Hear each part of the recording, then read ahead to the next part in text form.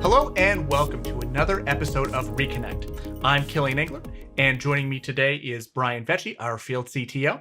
And we have a great episode for everyone today. A couple weeks back, we had our Connect event where we focused on ways that attackers can either bypass endpoint controls or not even hit the endpoints when launching an attack. And we wanted to take everyone through some of the great questions we got from that event. We had so many awesome ones. We tried to answer as many as we could live, and we'll put a link to the replay in the description below so you can watch the great event for yourself and see all of that. But today we wanted to focus on those questions, and I have Brian here with me. Brian, how's your week going so far? Pretty great so far. Thanks, Kellen. How you doing? Awesome. Making it through. So a lot of interesting stuff going on lately in the news and in the security world. So I think we have plenty to keep us busy and talk about. Yep. So with that said, I want to jump right into these questions because we've got a lot of really great ones, and we want to make sure that everybody out here in the audience watching hears the answers to these. So we have a couple in different categories. These ones are mostly around threats and things that we're seeing. One of the big ones that came up with the SolarWinds and now even the Exchange one, we will touch on in a little bit, is would Sunburst have been caught by Varonis, in your opinion, Brian? It's not an opinion, it's fact. The answer is yeah. So we had customers that had the Varonis platform deployed that saw indications of an advanced persistent threat and an attack that was in progress before Sunburst was public, before we called it Sunburst, and of course it was FireEye that discovered exactly what actually happened with SolarWinds and the supply chain hack. But so the answer is yes. Now the question kind of presumes that would we have detected Sunburst specifically, or maybe the live update, like the intrusion? Not necessarily, although we did see, for instance, those SolarWinds service accounts connecting via DNS to command and control. We saw those accounts authenticating to new systems and accessing data that they've never touched before. So the answer is yes. And one of the reasons that Varonis is able to detect that is that we're not looking for signatures of an attack, something very specific like a file name or something that indicates a particular tool or technique, although we can. But in this case, we saw the way Sunburst works and the way these attacks worked is that the SolarWinds server that was compromised then gets used by the attackers. They use the local system account and the SolarWinds service accounts to move laterally, escalate privileges, get access to data, exfiltrate. They set up command and control. We detected all of those, the results of that. So or the behaviors that were resulting from that attack. So the answer is yeah. Awesome. Another one that came up too, and we had a couple of people ask about this. Zero Logon, for those of you who aren't familiar with it, is an AD attack where you literally send zeros to log on. We have whole other videos about that. But a couple of people asked, if you had two-factor authentication, would that mitigate the risk of Zero Logon? Not really. So Zero Logon, basically it's a direct connection to the domain controller. So yeah, not that multi-factor authentication isn't useful, but in this case, I don't think it would help. Possible that I'm missing a trick somewhere, but I don't think so. No. If you look at the packet dump on that too, it's funny. It's literally zeros in the packet dump of it, so you can see it's very literally named. It's pretty funny. Not funny, of course, but interesting that it's so aptly named. Another question around that, and a follow-up is, how can organizations test if they're vulnerable to Zero Logon, or how could they mitigate that?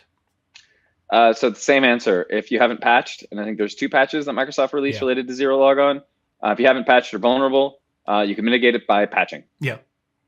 Very, very simple. That seems like a pretty good course of action.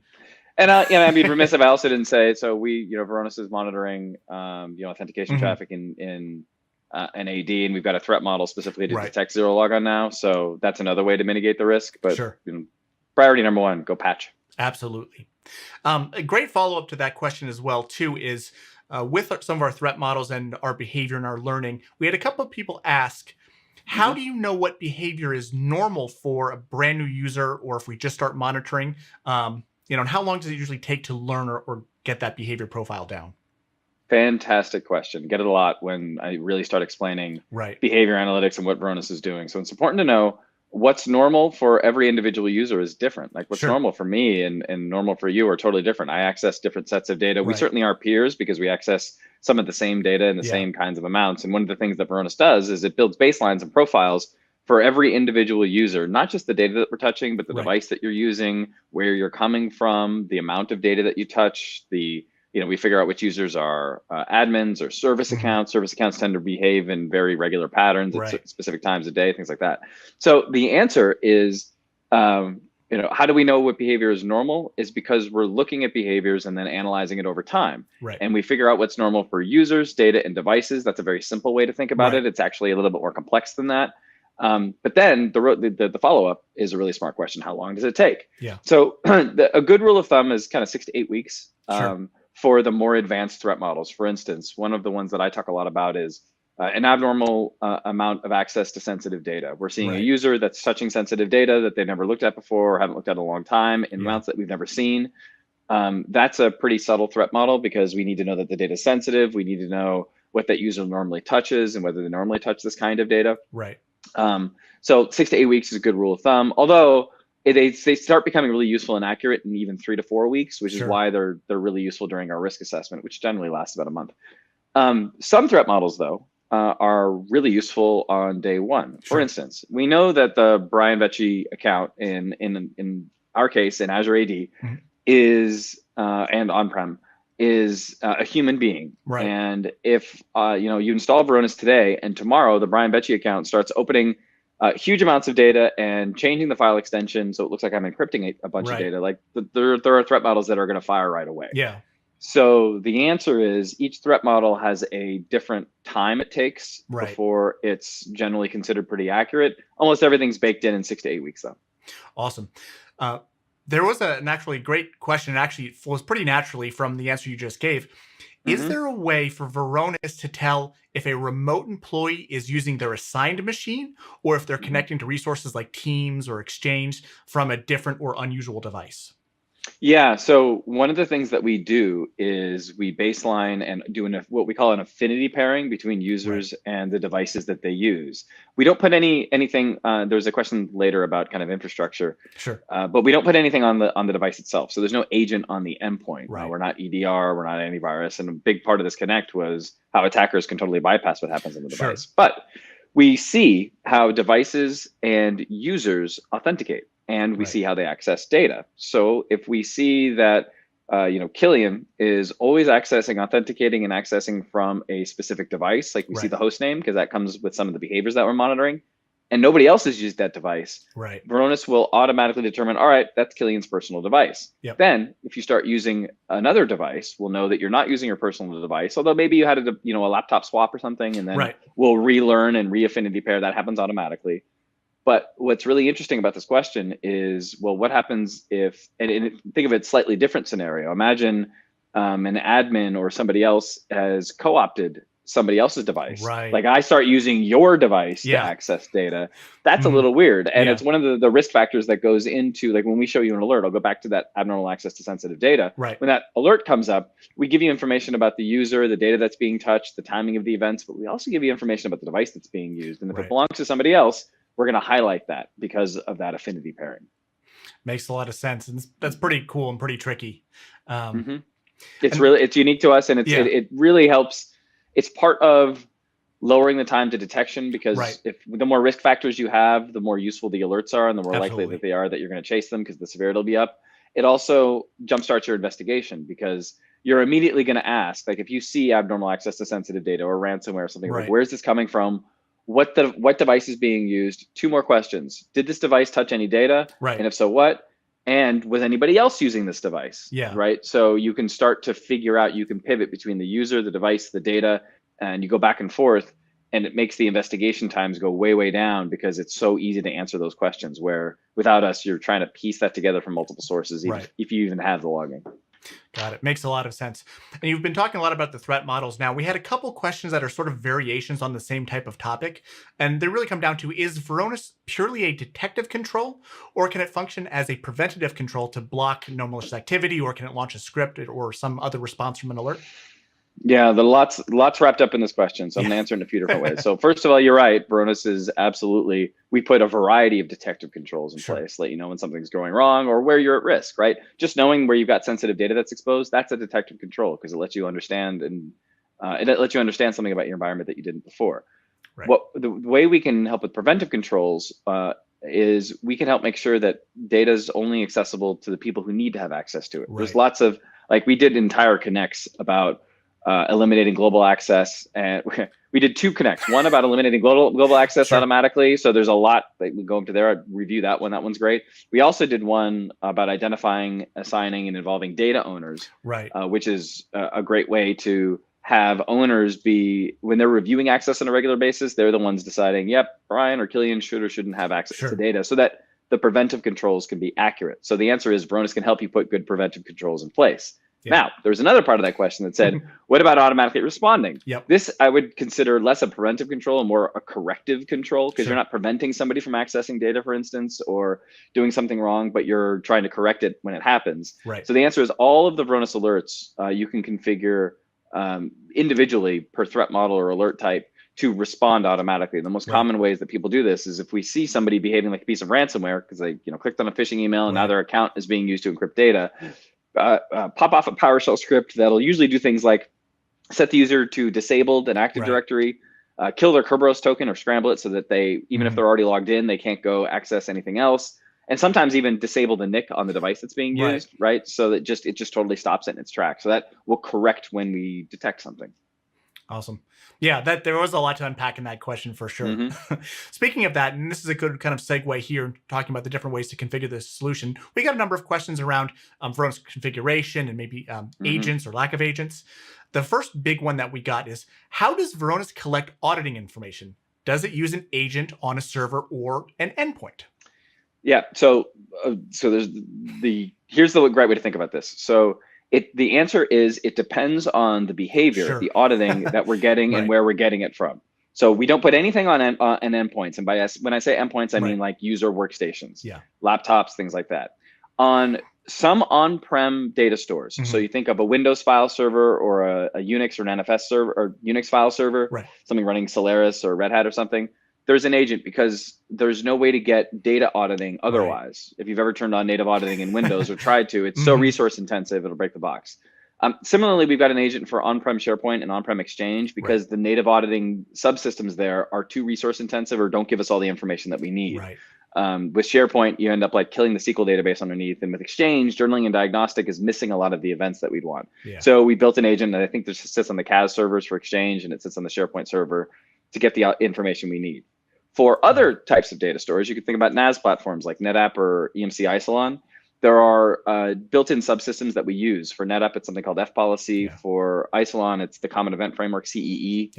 And that's what gives us the audit information. So there's no agent, but we're using something. It's not technically an API, but it's functionally an API that we're getting it from. Makes sense. For other cloud data stores, think about Microsoft 365. So OneDrive, SharePoint Online, Azure AD, Exchange Online, we use the graph security APIs from Microsoft. So we just use APIs. There's no agents. I mean, there's nowhere to install an agent. I'm going to install an agent in 364. What does that even mean? So the answer is there are agents in places where we need them to get the information that we require.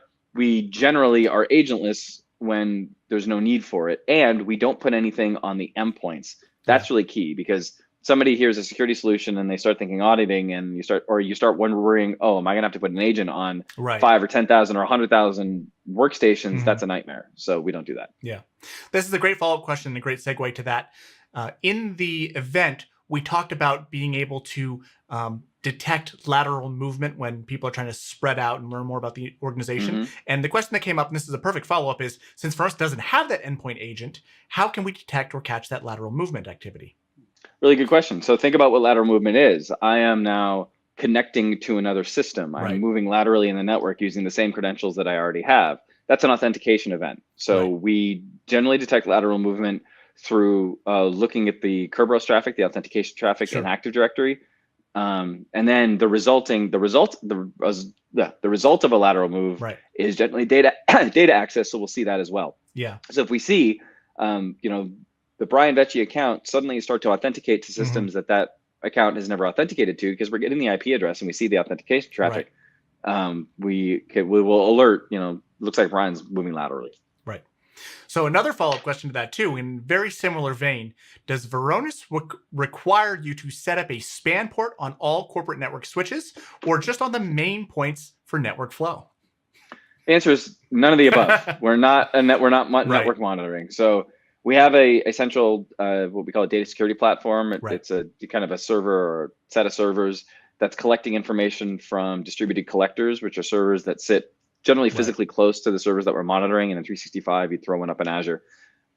Those servers will connect directly to get the information that we need, whether it's the auditing information from a data store or do the permissions mapping or data classification. We're not sitting at the network level or the switch level. Awesome. I think that'll help a lot of people because that comes up pretty often too. It also speaks to why we're monitoring different kinds of information. Exactly. The other one, this is kind of around some of that too, and I think this is also a really good segue around sort of marketplace, differentiation and maybe some of the ecosystem that we get asked about. So the first one that the first question we have here is one that comes up in various forms, and I think a lot of meetings or maybe almost every meeting. Can Varonis run with other security software? Yep. I mean, I could go into, absolutely. We fit in, and not only can we run with other security software, we integrate with lots of different technologies. So one of the most common integrations is send Varonis alerts to the SIEM. So if you've got Splunk or Logarithm or QRadar, or something like that, just send Varonis alerts off to there. We can also ingest classification from DLP tools. We can tag files so that DLP can encrypt or block files from being sent or shared. We can connect directly via API to identity management tools. Like RSA via lifecycle governance. We can also connect to privacy management tools like OneTrust for privacy workflows. The answer is 100%, absolutely. And since nothing that really does what we do in the way that we do it, there's not really any overlap. There's no functional overlap to what Varonis is doing. We're generally filling a gap. Yeah, and you basically kind of answered this question already, but I think it's the other side of the exact same coin. The question we get asked all the time is, what product is Varonis supposed to replace in my organization's security stack? Is it replacing SIEM? Is it replacing DLP? What can I get rid of? So generally I'm not replacing anything because there's nothing that does what we do in the way that we do it. That said, when you have Varonis in place, generally, if you have a lot of point management and reporting tools, you don't need them anymore because Varonis is not only a more holistic platform that's covering more bases and giving you more automation and visibility, but you don't need these kind of point tools to try to get that information anymore. So generally, that's what we would replace, but it's not like there's a category that Varonis is in. Everybody always wants to know what's the magic quadrant that Varonis is in, and we don't have one because there's nobody else that does this.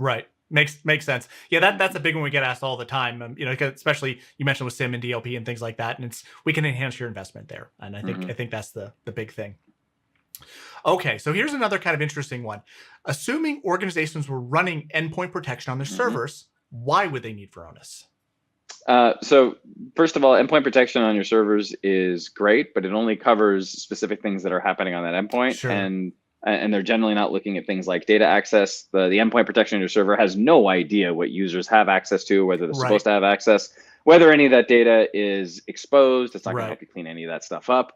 It's also generally not looking at things like actual data access, or it doesn't know, for instance, that whether Brian is or is not supposed to be accessing data on those servers. So endpoint protection, that kind of perimeter control is useful. There's also a lot of ways, and I think we've talked about this in other connects and another connect. There are ways to bypass endpoint protection if attacker knows what they're doing. So even if it's there, it doesn't mean that it's going to do the same things that Varonis is. So Varonis isn't certainly the only security solution that you need. We're not going to replace antivirus or your firewall, but conversely, endpoint on a server doesn't do what Varonis does. Yep, makes a lot of sense. I think it clears up a lot of the kind of questions we get around that. Some of the other things that we get, and this is kind of moving gears just a little bit more around industry trends and things that we see. We have some slides and we presented them in the meeting, and we wanted to touch on this. But Varonis provides some great stats about what we're seeing, such as employees that have access to almost 20% of all files containing sensitive information and customer data. Well, how does Varonis know this, first off, and where are we getting that from, or what's the citation for that type of a stat? So we've done thousands of risk assessments, tens of thousands. I don't want to guess the number. And when we do those risk assessments, what we're doing is we're going to an environment. We're mapping and scanning the data, scanning for sensitive data, mapping all the permissions, and we can very easily identify where data is exposed. So we compile that. We compile representative sample sets into a yearly data risk report. Got it. And if you'd like to see the methodology, the numbers that went into it, where we get those stats from, you can go to varonis.com/DRR or just Google Varonis Data Risk Report, and you can see where that came from. Awesome. Yeah, that helps. And that's since we have so much visibility, I think that's really important for people to see and kind of what we're seeing out there and gauge their trends. Yeah, if you're, what's interesting is if you're asking that question, kind of, where are you getting this? I'd rather, the better thing is to just do a risk assessment on your own data, because while industry-wide data is useful and gives us a good perspective, it's not your environment. So you want to see what's your environment, do a risk assessment with Varonis.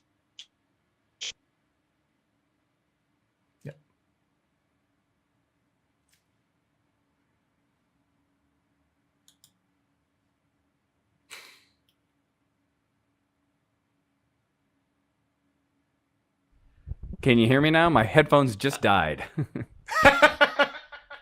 I can. Okay, great. So we're going to do this. We're going to finish this up by me holding a broken lapel mic.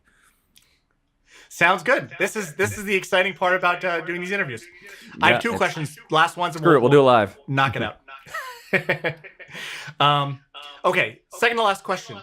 How would you go about reviewing permissions provided to third-party cloud applications? So is it located in Office 365 that you can find these permissions, or what about Box or Salesforce? How would you do that review? So the current Varonis platform as it exists right now doesn't map permissions in other cloud technologies aside from Microsoft 365, which is OneDrive for Business, SharePoint Online, Exchange Online, and Azure Active Directory.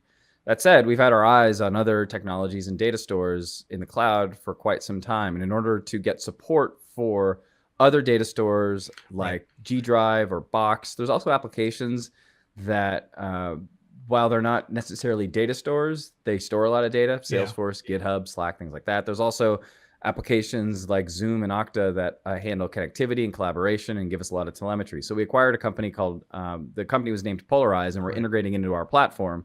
And that will extend this kind of permissions mapping and visibility into those other cloud technologies. The question's a really smart one, because understanding what a user has access to in a given cloud data store like Box or G Drive or Salesforce is exceptionally difficult, let alone linking all those together and understanding what this human being has access to, including whether any access has been shared with personal accounts or external accounts, things like that. So that's exactly why we acquired this company. We're in the process of integrating it into the Varonis platform, and stay tuned. You're going to hear a whole lot more about it this year.